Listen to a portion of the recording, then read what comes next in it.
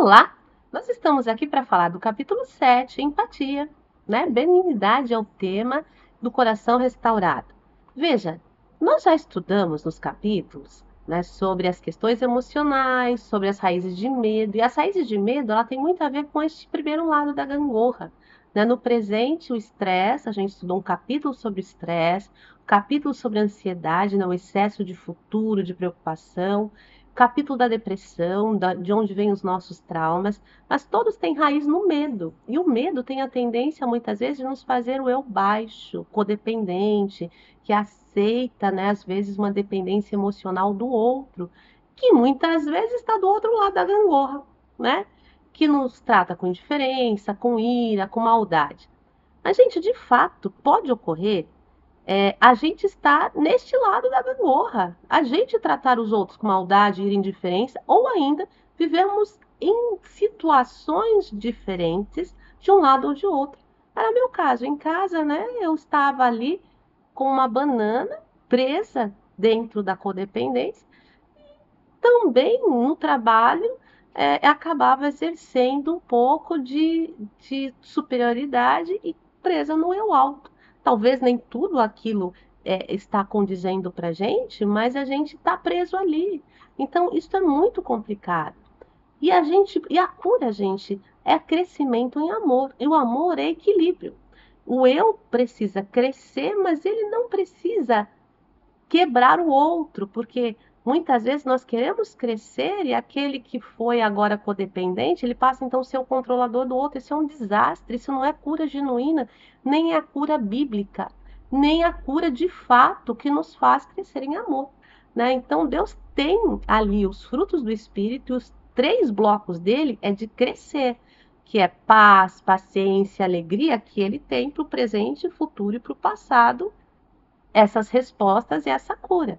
Mas também tem a ver com a quebra do nosso eu para a mansidão, para a verdadeira bondade, para a empatia, né, a resiliência, a benignidade. E no meio, gente, o que organiza esses frutos é a parte física, a temperança aí, que ela vai ligar e fazer com que essas questões do equilíbrio funcionem bem. Projeto de Deus para as nossas vidas, emocional, espiritual, é de crescimento. Então, esse crescimento, ele é dado em amor. É um processo de santificação, sim, e de transformação de caráter.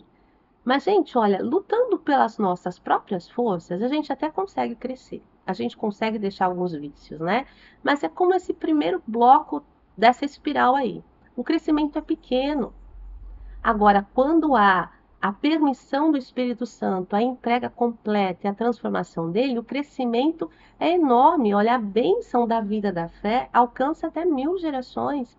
Além de transformar a nossa vida, ela transforma a do outro. Então, existem sempre pontos aonde há a mudança da vida da fé. Olha, se a gente vê nas pessoas bíblicas, Abraão foi lá com 99 anos quando o anjo fala para ele: Abraão, anda na minha presença. Capítulo 17 de Gênesis. Jacó foi no encontro com Jaboque. E assim, cada um tem um momento diferente de entender a vida da fé.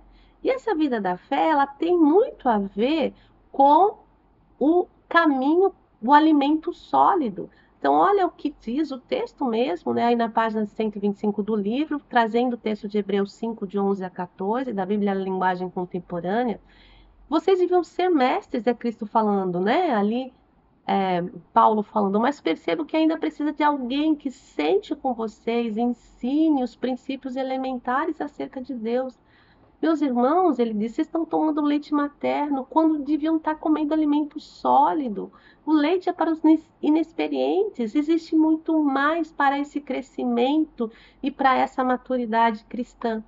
Gente, entre essas questões, esses 3 blocos que nós vamos trabalhar é nesse sentido de crescer para o outro. E o primeiro que nós vamos estudar é a benignidade. E ela distingue pela gentileza, temperamento brando, pela disposição tranquila. A palavra, ela fala de uma natureza bondosa da pessoa dirigida pelo Espírito de Deus, que procura revelar em palavras, ações, simpatia e preocupações pelas lutas e dificuldades do outro. Ela se envolve a simpatia, sim, mas nós passamos até um videozinho aí para vocês, a diferença de simpatia e empatia, né? Porque a empatia é um pouco além, a benignidade é um pouco mais do que isso. É compreender o outro de uma forma mais profunda, com compaixão. É a capacidade de se ligar, de colocar no lugar do outro. Por isso nós trazemos a palavra empatia para a benignidade. É lógico que essa palavra não existia no tempo de Cristo, mas é o que mais se compara com aquilo que ela significa. Então, é entrar em sintonia com a emoção, é a faculdade de compreender o outro além da superficialidade. E isso nos liga ao coração do outro. Aí a gente trouxe um quadro comparando para a gente ver o quanto precisamos crescer. Às vezes nós somos gentios, com muitos e duros com alguns, mas na verdadeira maturidade a gente vai ter delicadeza e cortesia com todos. Às vezes nós encaminhamos muitos para ajuda, mas na empatia a gente vai ajudar na medida do possível. Né? Nós aproximamos das pessoas com coisas em comuns e achamos que somos bons e excluímos diferentes. Na verdadeira maturidade, nós respeitamos os diferentes. Às vezes nós forçamos o nosso ponto de vista e na maturidade, ainda que discordamos, buscamos conexão. Veja, o Espírito Santo vai completar e vai dizer a obra. Na maturidade, nós nos afastamos e nos envolvemos quando há riscos. E na verdadeira empatia, a gente procura uma conexão segura, ainda que seja por oração. Na maturidade, se a gente está sem interesse, a gente apresenta atitudes de cansaço. E na verdadeira empatia, a gente procura entender os motivos que levam o outro a dizer aquilo, mesmo que a gente não está gostando. Na maturidade, às vezes a gente destaca falhas e fala era só de brincadeira. E ali a gente não destaca as falhas. Se tem algo de errado, a gente vai falar com a pessoa e muito sobre aquilo que nos afeta e como nós nos sentimos. Né? Na imaturidade, a gente quer logo mostrar uma verdade ou aconselhar. E na empatia, a gente leva o outro a Deus. É uma diferença significativa, gente. Às vezes, na maturidade, nós achamos que podemos salvar o outro e nós não podemos salvar nem a nós mesmos, né? E isso tem que ser muito bem claro. Parece simples, mas quantas vezes fala, não, eu vou ajudar a salvar o outro, eu vou pregar o evangelho para salvar o outro. E quantas vezes nós tornamos codependentes de fato, emocionalmente presos, escravos, acreditando nesse fato que não é verdadeiro. O Salvador é só Deus. Então a gente deixa de cuidar da nossa vida pelo problema do outro. Mas quando a gente está maduro, a gente entende que é Deus, a gente entrega para Deus e isso que vai resolver. Gente, o engano está aí. O inimigo, ele não quer que as pessoas percebam a misericórdia, a compaixão e bondade e a empatia do Salvador. E que também estas características passem a ser as características dos cristãos, dos pequenos cristos, né? Que é a palavra cristão, dos filhos de Deus. Pois essas são características que levam o homem ao arrependimento. Um homem que conhece, um Deus que conhece as nossas dores, se importa conosco, gente, divino, esvaziou de si mesmo e viveu e nos chama de filhos. Não existe maior empatia que essa. E ele viveu aqui, sofreu toda a dor, mas sem perder a sua essência. Veja, às vezes nós arranjamos desculpa para os nossos atos. O livro até comenta um pouco da questão do bom samaritano e o encontro com aquele homem maltrapilho, né? E quantas vezes nós encontramos pessoas que estão em dificuldades e a gente fala, não, deve pertencer a alguma gangue, é um acerto de contas, vamos sair. A nossa agenda é lotada. Quantas vezes, se nós fizermos a análise, nós nos comportamos como levita ou como sacerdote, né? Olha, ele escolheu estar assim, não, ele não merece a nossa ajuda. Então, de fato, nós não nos conectamos ao coração e isso é necessário, gente. A empatia que Cristo nos ensinou é de comunicar e relacionar com todos. Ele dedicou muito mais tempo de curar do que pregar, mas nós queremos fazer o trabalho dele pregando para o outro. Que desastre! Ele estava ali pronto a ajudar a todos na aflição e dor, não discriminava quem quer que fosse. E para ele não existia ninguém indigno, porque ele sabe, né, que toda pessoa é digna, sobretudo com o Espírito Santo. Sabe, os filhos de Deus, eles têm o mesmo chamado do Salvador, é um servo a quem escolhi, é o meu amado. E ele vai ser colocado o Espírito e anunciará até os gentios o juízo. E é isso que Deus espera no movimento do Espírito Santo, da chuva temporã e serôdia. Ele não vai ficar clamando para ouvir sua voz nas ruas e não esmagará a cana quebrada e não apagará o morrão. Gente, é a extremidade queimada do pavio. Às vezes, o resto de vida é como essa lamparina. E ele vai trazer esperança e trazer vida para esse que está, às vezes, sofrendo tanto, até que faça triunfar o juízo, até que as pessoas possam ser restauradas e crescer em Cristo. Gente, empatia não é, precisamos ter clareza, não é perder na individualidade do outro. Não é vestir a camisa do outro sem esperança que provém do alto. Você deixa de viver para viver o problema do outro. Não é assim. Sem o discernimento do espírito, pois podemos compreender nossas crenças de individualidades. Não é resolver tudo pelo outro. Nós precisamos acionar a comunidade, né? Porque o Espírito Santo ele vem para essa comunidade. Toda a comunidade precisa crescer em amor. Não se trata de ser conivente com o erro. Misericórdia, gente. O conivente com o erro ele está sendo, ele vai precisar pagar, inclusive, por aquilo que ele faz junto com o outro. Então, os limites precisam ser colocados em quaisquer situações de uma convivência saudável.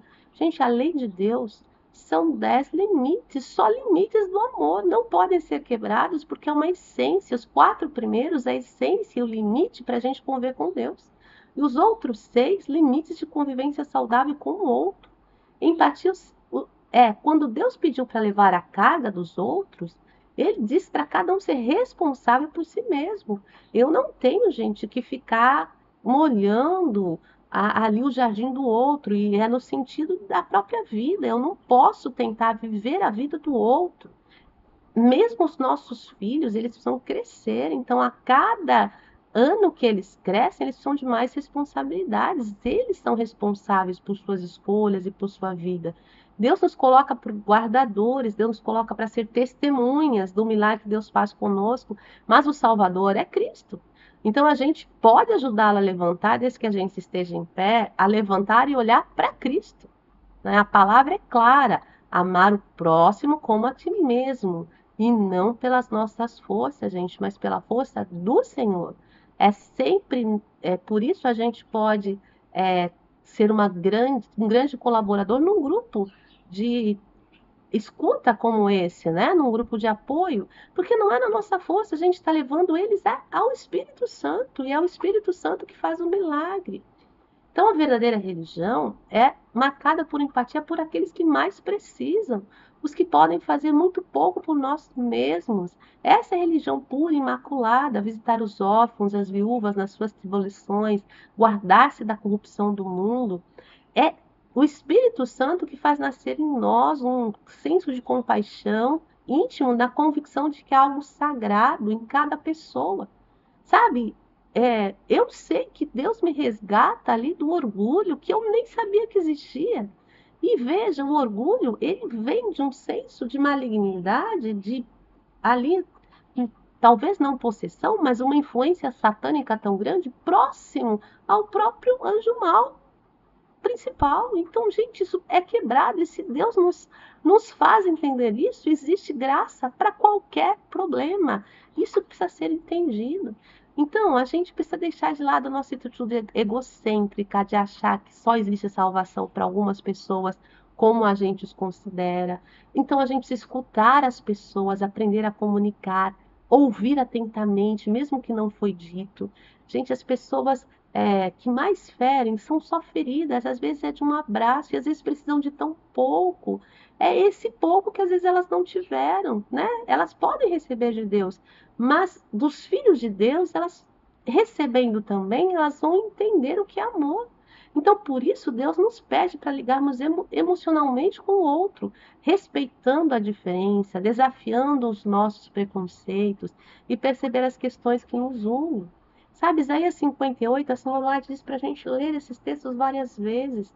É o tipo de jejum que quebra as maldições, que liberta, porque, gente, nós estamos vendo, né, que o inimigo nos ataca e até exatamente diante dos nossos traumas, ele arrebenta as nossas vidas, ele expõe as nossas famílias, e o jejum, a quebra da injustiça, gente, tem a ver com o jejum físico, mas sobretudo o jejum que Cristo fala, ó, acabe com a exploração do trabalho, liberte os presos, cancele dívidas, reparta comida com os famintos, convide os desabrigados para casa, coloque roupa nos maltrapilhos, estejam disponíveis para a sua família.